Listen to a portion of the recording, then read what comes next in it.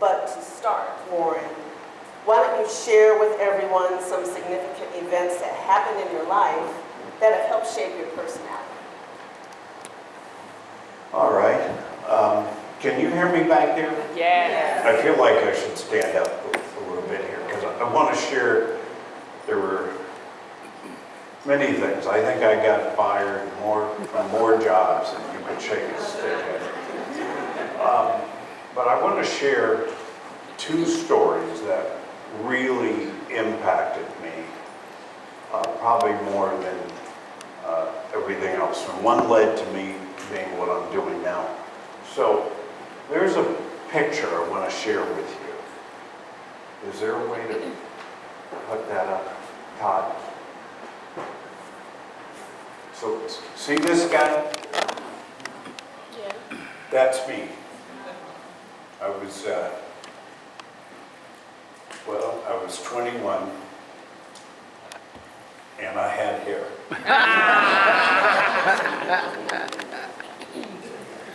So it says the Ann Arbor, Michigan, March of 1974. I had been a student at Michigan, and by the way, I went to a community college for my first year of college, and I feel very strongly about the role of community colleges in our communities. But I transferred over to Michigan. I'm surprised I said that being Ohio. Yeah, here you go. I used to go, oh my God, am I going to have to root for the Buckeyes? But in any case, every day while I was at Michigan, I would walk to a drugstore and buy a Detroit newspaper, Free Press. Sunday, Detroit Free Press. Every Sunday, 3.5 years. Got to know the owner of the drugstore, and within 2 months of me graduating, one Sunday, I walked to this drugstore. I took the newspaper and I went to get my 50 cents, right? And I didn't have it. So I saw a buddy of mine that I stepped over to ask him, say, hey, I forgot my wallet. And I got grabbed, and two guys said, well, you're stealing the newspapers. I got arrested for that.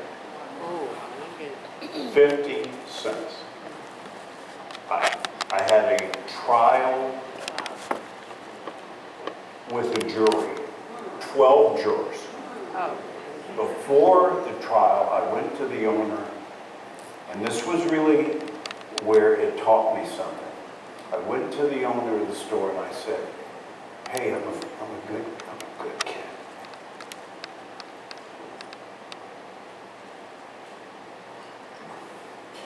It gets me pissed now. Yeah. I said, we're talking about 50 cents. I'm almost graduating. I've got a job lined up. This could wreck my life. Guy said, I don't care. I'm prosecuting you. And the prosecuting attorney said, well, son, we'll give you a plea deal. You plead guilty. You don't have to go to trial. And I said to myself, I'm not guilty. I'm not going to take, if I take a plea deal, which would be the easy way out, I'm not going to do it. And we went to trial. 12 jurors. And the case was so, even the jurors thought, this looks like a good kid. They threw the case out. Good.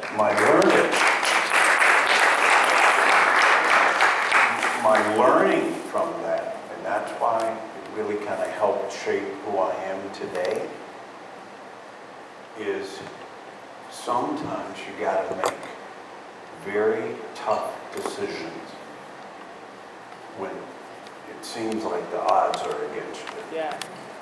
And you got to learn that. And Yeah. it doesn't stop all of you. Yeah. We're all faced with tough decisions sometimes. But the lesson is do the right thing. So I went on to Michigan, graduated, worked in journalism for about 15 years in different parts, like Margaret and media. I didn't get all her awards, I really did. So I got transferred. I worked in a different number of positions. And I got transferred, and I had a boss that he and I didn't get along. I know you didn't expect this long-winded answer, so I'll try to shorten it. So my boss and I realized there was nothing I was going to do that was going to please him. I couldn't. So one day, he had given me an assignment, and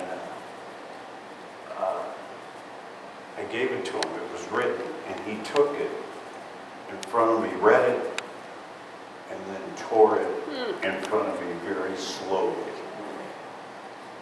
and said, "This is crap." And quite frankly, I won't tell you what I said, but there was an F-U in there. And he said, "You're fired." And 15 years of a career, I was walked out with my stuff in a little box, and I decided I'm unemployed. I could get another job. But at that point, I thought I was tired of people firing me. I'm just tired, as they say, right? Tired. So I thought, I'm going to start a business. I'm going to buy a business. I didn't want retail. I didn't want manufacturing because I'm not technically oriented. Is this thing still working? Okay. So I came up with this concept of how to leverage to buy a business.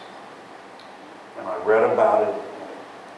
You hear about leverage buyout. Have you heard about leverage buyout? Yep. Yeah. So I thought, why not me? I can do it.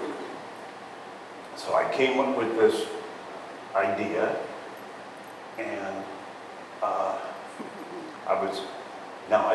at the time I was thinking about this, I was living from credit card to credit card. So it's like, man, you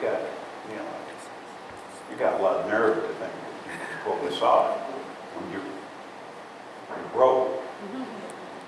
But I didn't mess up my credit rating. So my first deal, I closed my first deal. I managed to put all the pieces together. Now, I'm living from credit card to credit card. My first deal, I closed 1991. It was a $100 million deal in Cleveland. Wow. Big number. Amazing. And I've done a lot more, but I'm going to be quiet. All right, well, it's kind of running through my questions, which is great. So that is how you transitioned into eventually co-owning the first and only minority-owned supply company distributorship in the McDonald's network. So your undergraduate degree is in general studies, your master's degree is in journalism. You have no real formal business background, right? Just, Right. explain to the folks who I think